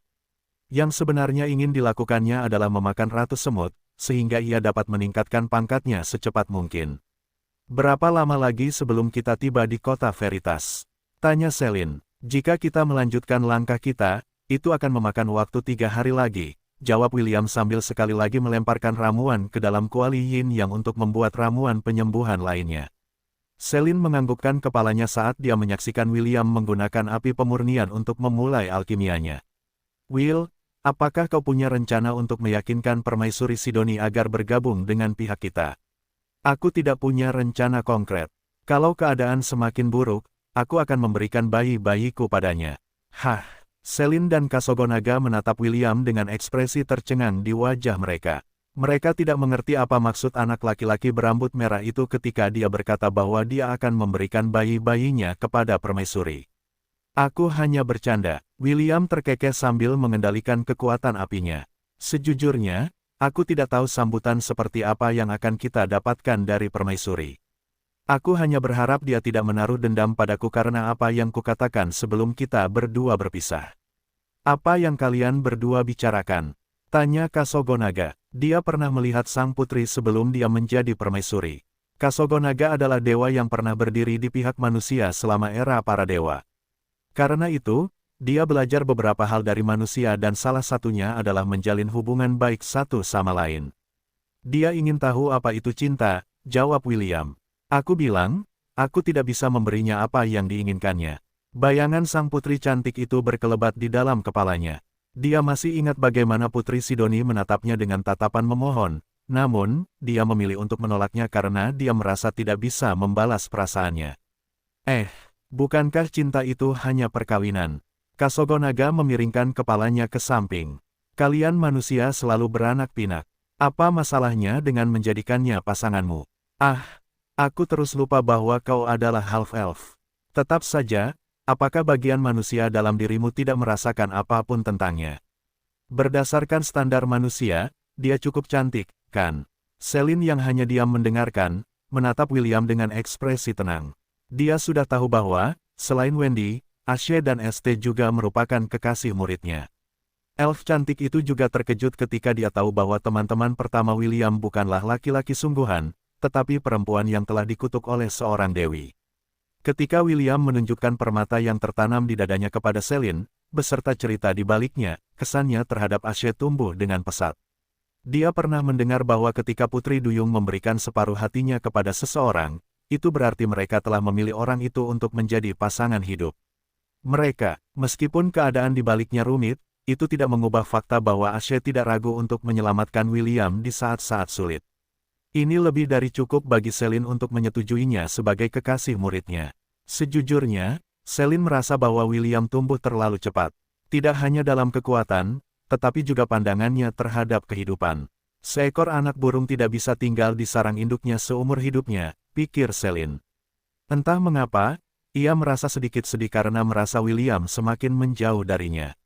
Mungkin, dalam beberapa tahun berikutnya, anak laki-laki itu akan pergi berpetualang, di mana dia akan pergi selama beberapa tahun sebelum mereka bertemu lagi. Ini adalah tatanan alam, Celine mendesah, tetapi tidak ada yang bisa dia lakukan tentang hal itu.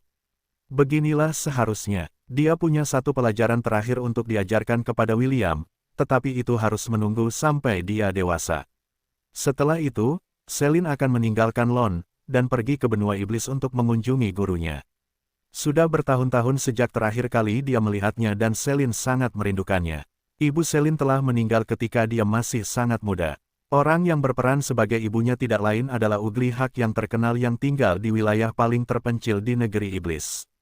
Satu-satunya alasan mengapa Celine menunda perjalanannya adalah karena dia memiliki muridnya sendiri. Dia tidak akan meninggalkan William sampai dia dewasa, dan menyampaikan kepadanya rahasia-rahasia mereka yang menggunakan sihir hitam sejati. Agar itu terjadi, dia harus selamat dari perang terlebih dahulu, renung Celine.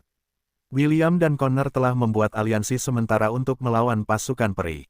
Connor akan bertanggung jawab untuk memperkuat pertahanan kerajaan sebagai persiapan perang, sementara William akan mencari sekutu potensial lainnya untuk membantu mereka melawan invasi peri. Bocah berambut merah itu telah memberitahu Connor tentang misinya untuk mengunjungi dinasti Anaesa dan yang terakhir hanya memberinya senyuman seolah-olah dia sudah menduga William akan melakukan ini. Connor telah menetapkan dalam benaknya bahwa William dan Permaisuri Sidoni bersekongkol satu sama lain, dan merahasiakannya untuk mengelabui dia dan pasukan peri. Kalum setuju dengannya pada poin ini, tetapi memutuskan untuk tidak membocorkan rahasianya. Pemimpin Deus percaya bahwa bahkan jika Kekaisaran Kreator tidak mengulurkan tangan untuk membantu mereka mengalahkan peri, mereka juga tidak akan menyerang kerajaan Helan. Inilah alasan mengapa Connor bersikeras menjadikan William sekutunya. Selama anak laki-laki berambut merah itu ada di pihaknya, dia bisa memfokuskan seluruh perhatiannya dalam menghadapi para peri. Meskipun kedua binatang pelindung itu kuat, mereka tidak terkalahkan. Selama ada kesempatan, Connor akan memanfaatkannya dengan kedua tangan.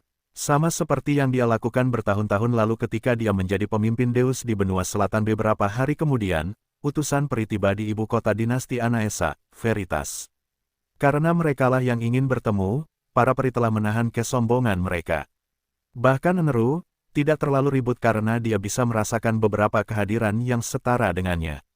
Kalian boleh melanjutkan. Pengawal kreator yang ditempatkan di gerbang kota memberi mereka sinyal setelah berkomunikasi dengan atasannya, yang sudah menunggu utusan itu tiba.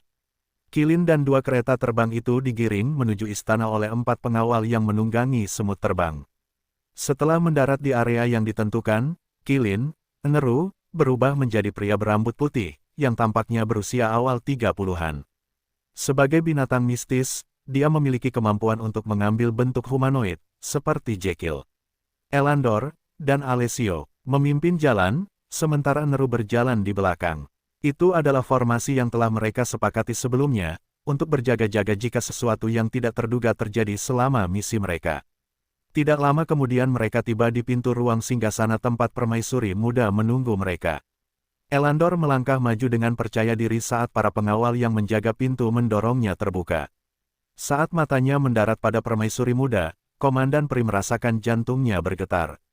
Artefak yang dikenakannya sudah aktif, namun, dia hampir tidak dapat menahan tatapan wanita muda yang menatapnya dengan senyum menggoda.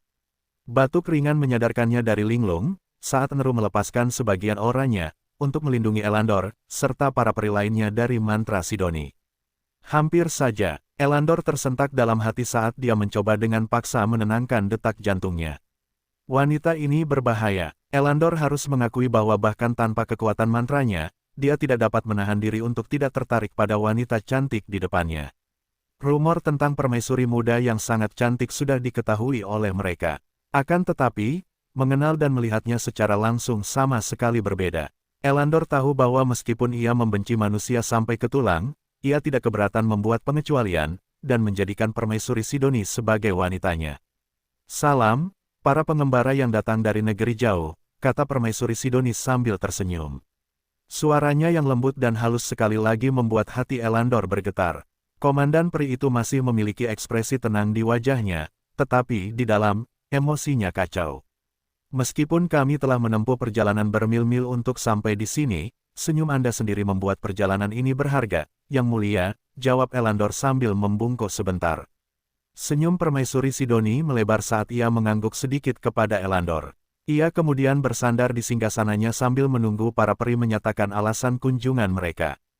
Kurang dari ya ampun, para peri benar-benar sesuai dengan reputasi mereka sebagai yang tampan. Spesimen ini tidak buruk, meskipun dia masih kurang dibandingkan dengan Darling, dia akan menjadi hewan peliharaan yang baik yang bisa kududuki. Lebih besar dari, bukankah kau mengatakan hal yang sama tentang Pangeran Lionel beberapa hari yang lalu? Kurang dari Sidoni, manusia memiliki dua kaki. Memiliki dua tumpuan kaki adalah hal yang dapat diterima. Satu untuk kiri, yang lain untuk kanan. Lebih besar dari, lalu bagaimana dengan sepupuku, Pangeran Jason? Permaisuri Sidoni bertanya. Kurang dari dia, yah, kurasa dia bisa menjadi kursi yang bagus untuk kita duduki. Dengan tatapan yang telah dia berikan padamu, aku yakin dia hampir mencapai batasnya. Sayang sekali, orang yang kita rencanakan untuk menjadi yang pertama mendapatkan kita tidak lain adalah Darling. Lebih besar dari, Permaisuri Sidoni dan Morgana menatap utusan peri dengan penuh minat. Mereka sudah tahu bahwa pria tampan dengan rambut putih itu adalah Kilin dari benua bulan perak. Selain dia, ada juga seorang dewasa dalam kelompok remaja laki-laki dan perempuan yang menatap Sidoni dengan ekspresi yang beragam. Yang Mulia, saya adalah komandan ekspedisi peri di benua selatan. Alasan kunjungan kami adalah untuk mencari aliansi dengan Anda, kata Elandor dengan suara yang berbau madu. Kita berdua tidak harus saling bertarung, kita bisa membagi benua selatan menjadi dua dan menjadi tetangga yang baik satu sama lain. Tetangga yang baik, Permaisuri Sidoni mengangkat alisnya. Saya suka memiliki tetangga yang baik. Namun, mengapa saya harus puas memiliki tetangga ketika saya bisa memiliki seluruh benua sebagai milik saya? Elandor tersenyum saat dia menilai sikap permaisuri muda. Dia telah dilatih untuk mencari tanda-tanda yang dapat dia manfaatkan selama negosiasi. Sejauh ini, dia belum melihat adanya celah dalam postur permaisuri Sidoni atau kata-kata yang dia tujukan kepadanya. Menyatukan tanah di bawah satu panji itu bagus, tetapi bisakah Kekaisaran Kreator benar-benar melakukannya? Elandor bertanya, saat mantra kontinental kehilangan efeknya, penghalang yang mencegah pasukan lain maju ke sini akan runtuh. Saat itu, beberapa faksi kuat dari benua tengah akan tiba dan mempertaruhkan klaim mereka di tanah ini juga. Elandor berhenti sejenak saat dia mengamati para perwira Kekaisaran Kreator yang juga hadir di dalam ruang tahta. Kekaisaran Kreator sendiri tidak akan mampu menghentikan kemajuan mereka. Namun, jika kita menjadi sekutu, kita dapat bekerja sama untuk melindungi wilayah kekuasaan kita, kata Elandor. Jika kita bekerja sama, maka tanah ini sama baiknya dengan milik kita. Bagaimana, Yang Mulia? Permaisuri Sidoni menganggukkan kepalanya tanda setuju. Sehari sebelum delegasi peri tiba, mereka mengadakan pertemuan tingkat tinggi di istana dan membahas rencana masa depan Kekaisaran Kreator. Pangeran Jason, Bertolt, serta perwira tinggi lainnya dari Kekaisaran Kreator telah mendesak Permaisuri Sidoni untuk menaklukkan semua tanah di benua selatan. Kalau beberapa dari kalian mungkin lupa, Bertolt adalah pemimpin organisasi yang ditempatkan di Kekaisaran Kreator. Permaisuri muda mendengarkan usulan mereka, tetapi tetap menggelengkan kepalanya pada akhirnya. Alasannya, itu karena mereka tidak akan dapat mempertahankan tanah-tanah ini begitu mantra kontinental kehilangan efeknya. Seperti yang dikatakan Elandor, mustahil bagi pasukan lain di benua tengah untuk tetap diam. Mereka pasti akan merasakan gatal untuk mencoba dan merebut beberapa tanah milik Kekaisaran Kraetor. Skenario terburuk adalah bagi faksi-faksi ini untuk bersatu untuk membentuk aliansi. Meskipun Kekaisaran Kraetor kuat, itu hanya salah satu faksi kuat di benua tengah. Mereka juga memiliki musuh yang ingin mempersulit mereka. Jika musuh-musuh ini mengetahui bahwa seluruh benua telah menjadi milik mereka dari Kekaisaran Kraetor, mereka akan menghadapi perlawanan bersatu dari faksi-faksi yang menganggap mereka sebagai pengganggu. Karena peringatan dari Permaisuri Sidoni, Pangeran Jason, Bertol, serta para perwira tentara Kraetor, menyadari bahwa mereka tidak memikirkan akibat yang akan terjadi ketika mantra kontinental kehilangan efeknya. Memang, mereka mungkin telah menyatukan seluruh benua selatan di bawah panji mereka, tetapi akibat yang akan mereka terima setelahnya adalah sesuatu yang mungkin tidak dapat mereka abaikan seperti angin sepoi-sepoi yang berlalu. Permaisuri Sidoni menutup bibirnya dan tertawa kecil seperti malaikat yang membuat para peri yang memiliki pendengaran sensitif hampir bersujud di depannya. Jika bukan karena aura konstan yang dilepaskan Eneru untuk melindungi mereka, delegasi peri pasti sudah takluk pada pesona permaisuri muda. Apa yang terjadi setelah mantra kontinental kehilangan efeknya bukan urusanku dan Kekaisaran Kraetor, jawab Permaisuri Sidoni. Kita akan menyeberangi jembatan itu saat kita sampai di sana. Komandan Elandor, katakan padaku, apakah kau yakin bahwa kau masih hidup untuk melihat hari itu terjadi? Pernyataan Permaisuri Sidoni bagaikan pedang guilotin yang tergantung di atas kepala delegasi elf. Memang benar bahwa setelah mantra kontinental kehilangan efeknya, pasukan lain di benua tengah juga akan bergerak. Namun, itu masih beberapa tahun lagi untuk terjadi. Saat ini, Permaisuri Sidoni dapat menaklukkan tanah dan menyatukannya di bawah satu panji karena dia memiliki kekuatan untuk melakukannya. Elandor mengerti bahwa agar itu terjadi, Kekaisaran Kraetor harus berurusan dengan mereka terlebih dahulu. Dan sejujurnya, dia tidak yakin bahwa pasukan mereka akan mampu menahan pukulan pasukannya. Mereka telah kehilangan ribuan elf di tangan William dan lebih banyak lagi yang hilang akibat serangan mendadak yang ditujukan ke gerbang teleportasi mereka. Jika bukan karena fakta bahwa Archmage yang menjaga gerbang teleportasi telah bereaksi tepat waktu dan meminta bantuan, Eneru dan Raum tidak akan datang untuk membalikkan keadaan demi keuntungan mereka. Elandor menatap lurus ke mata permaisuri cantik yang sedang memandangnya dengan jijik. Dia tahu bahwa jika dia tidak bisa meyakinkannya untuk menjadi sekutu mereka maka keinginan mereka untuk menaklukkan tanah selatan akan berakhir, tidak perlu bagi kita untuk saling bermusuhan, Yang Mulia, Alessio melangkah maju. Seperti yang dikatakan komandan kita datang ke sini untuk mencari aliansi. Tentu saja, kita bersedia menyetujui persyaratan tertentu dan membayar kompensasi yang pantas untuk mewujudkannya. Alessio melirik Bertol sekilas sebelum mengalihkan perhatiannya kembali ke permaisuri muda yang memegang kendali penuh atas negosiasi itu. Dia merasa marah karena harus bersikap tunduk di hadapan manusia, tetapi ini harus dilakukan agar rasnya memiliki kesempatan untuk bertahan hidup. Yang Mulia, apakah Anda menginginkan sesuatu? Tanya Alessio. Sesuatu yang paling Anda inginkan di dunia ini. Mungkin kami dapat membantu Anda mendapatkannya. Apakah Anda yakin dapat memberi saya apa yang saya inginkan? Jawab Permaisuri Sidoni. Dia setengah tergoda untuk memberitahu mereka apa yang dibisikkan Morgana kepadanya di dalam pikiran mereka bersama, yaitu membawakan seorang gembala berambut merah kepadanya, yang semuanya diikat, dan siap untuk dicambuk. Pikiran ini hampir membuatnya tertawa terbahak-bahak, tetapi dia berhasil menyembunyikannya dengan cekikikan seperti gadis kecil yang akan menerima hadiah dari orang tuanya. Elandor menarik napas dalam-dalam saat tawa Sidoni terdengar di telinganya. Dia mulai meragukan apakah artefak yang dibawanya untuk melawan mantra itu berfungsi, karena gerakan sederhana permaisuri muda sudah cukup untuk membuat jantungnya berdebar kencang. Tentu saja, Alessio mengangguk. Kami lebih dari mampu mewujudkannya. Katakan padaku, Yang Mulia, apa yang paling Anda inginkan? Sebelum Permaisuri Sidoni sempat menjawab, pintu ruang singgasana terbuka lebar. Seorang anak laki-laki tampan berambut merah, berjalan dengan angkuh masuk dengan senyum mempesona di wajahnya. Semua orang di ruang singgasana memandang pendatang baru itu dengan rasa ingin tahu. Wajah Elandor berubah menjadi ekspresi marah ketika dia mengenali anak laki-laki yang muncul di depannya.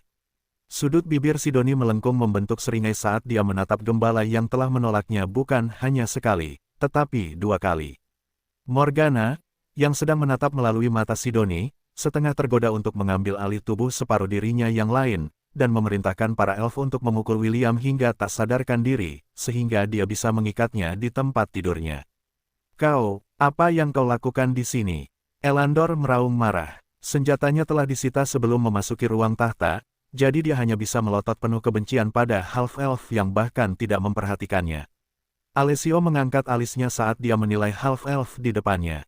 Dia sudah mendengar tentang keberadaan William karena Alessio telah mengungkap identitasnya dalam pertemuan yang mereka adakan sebelum datang ke dinasti Anaesa. Jadi, dia adalah putra dari saintes sekaligus pahlawan manusia itu, Maxwell, renung Alessio sambil menatap William dari ujung kepala sampai ujung kaki. Dia memiliki mata ibunya dan rambut merah khas pria itu. Alessio melirik Elandor yang sedang marah di sampingnya sebelum mengalihkan perhatiannya kembali ke William yang menyilangkan lengan di dada, dan menatap Permaisuri Sidoni dengan tatapan tak kenal takut. Wah, ini kejutan yang tak terduga, kata Permaisuri Sidoni dengan nada nakal. Apa untungnya bagiku untuk menerima kunjungan Sir William secara langsung? Ekspresi Elandor memucat saat mendengar kebahagiaan tersirat dalam nada permaisuri muda. Dari sini saja, dia bisa tahu bahwa William dan Permaisuri Sidoni saling kenal dan tampaknya juga berhubungan baik.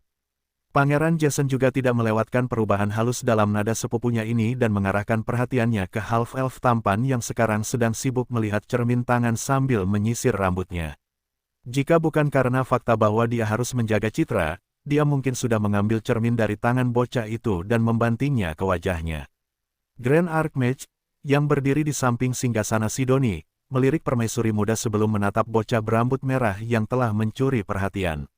Rasa ingin tahunya langsung muncul karena dia telah memperhatikan permaisuri Sidoni sejak dia tiba di kerajaan Frisia. Meskipun permaisuri Sidoni menyembunyikannya dengan baik, dia tidak dapat menyembunyikannya dari Grand Archmage yang telah melihat banyak hal dalam hidupnya. Ini adalah pertama kalinya dia melihat permaisuri muda berjuang untuk menahan emosinya ketika melihat seseorang. Cukup mudah baginya untuk mengetahui bahwa half-elf di depan mereka bukanlah seseorang yang biasa di hati permaisuri Sidoni. Setelah memastikan rambutnya disisir dengan benar, William menghadap permaisuri Sidoni dan memberinya senyum pangeran yang membuat Morgana menjerit di dalam minscape mereka bersama. Yang mulia, saya datang untuk mencari aliansi dengan Anda, kata William dengan suara lembut yang membuat semua orang di ruang tahta ingin menenggelamkannya dalam ludah mereka. Menarik, jawab permaisuri Sidoni. Delegasi peri juga mengatakan hal yang sama. Mereka bahkan menawarkan untuk memberi saya apa yang saya inginkan. Bagaimana dengan Anda, Tuan William? Apa yang dapat Anda tawarkan kepada saya sebagai imbalan atas aliansi? Elandor mencibir karena dia yakin bahwa keturunan campuran yang penuh kebencian itu tidak akan mampu memenuhi persyaratan permaisuri. William tampak agak terkejut saat dia melirik para peri yang menatapnya dengan melotot. Apa, bajingan bertelinga panjang ini berjanji untuk memberi Anda apa yang Anda inginkan? William bertanya dengan ekspresi tercengang. Bisakah mereka melakukan itu? Saya rasa tidak. Dasar bajingan bertelinga panjang, umpat Ratu Sidoni dalam hati William. Kurang dari kau juga bajingan bertelinga panjang, tapi aku tetap mencintaimu, sayang. Lebih besar dari, para elf memandang William dengan jijik. Mereka hampir saja mengeroyoknya untuk menghapus senyum puas di wajah William. Apa maksudmu kita tidak bisa memenuhi tuntutan permaisuri Sidoni? Tantang Elandor, kau hanyalah blasteran menjijikkan yang satu-satunya kelebihanmu adalah terlahir sebagai putra dari saintes kami. Karena kebenciannya terhadap half-elf, Elandor tidak dapat menahan diri untuk tidak mengungkap identitasnya. Permaisuri Sidoni, Morgana, Grand Archmage, Pangeran Jason, serta beberapa perwira kekaisaran Kreator kini memandang William dengan pandangan berbeda. Mereka telah mendengar tentang saintes para elf yang mengawasi pohon dunia, tetapi tidak seorang pun dari mereka yang tahu bahwa dia memiliki seorang putra dan seorang half-elf. William mengangkat bahu seolah-olah pengungkapan Elandor bukanlah masalah besar baginya. Dia tidak keberatan orang lain mengetahui siapa ibunya. Alasan dia datang ke sini adalah untuk bernegosiasi dengan Permaisuri Sidoni, bukan untuk membahas warisannya di depan umum. Permaisuri Sidoni, aku bersedia. Memberikan apa yang kau inginkan agar kau bersekutu dengan kerajaan Helan, kata William dengan ekspresi penuh tekad di wajahnya. Aku bersedia memberikanmu, anak-anakku. Seluruh ruang singgasana menjadi sunyi senyap sebelum meledak menjadi keributan. Pangeran Lionel dan Pangeran Jason telah menghunus senjata mereka saat mereka menatap William dengan mata merah. Elandor, Alessio, dan bahkan Eneru tidak dapat memahami mengapa William akan mengatakan sesuatu yang begitu vulgar di depan permaisuri cantik yang dapat memutuskan nasib seluruh benua selatan. Jika ini bukan untuk mencari kematian, maka yang diminta William adalah pukulan sepihak dari para pemuda dan pemudi yang memuja permaisuri Sidoni dari lubuk hati mereka.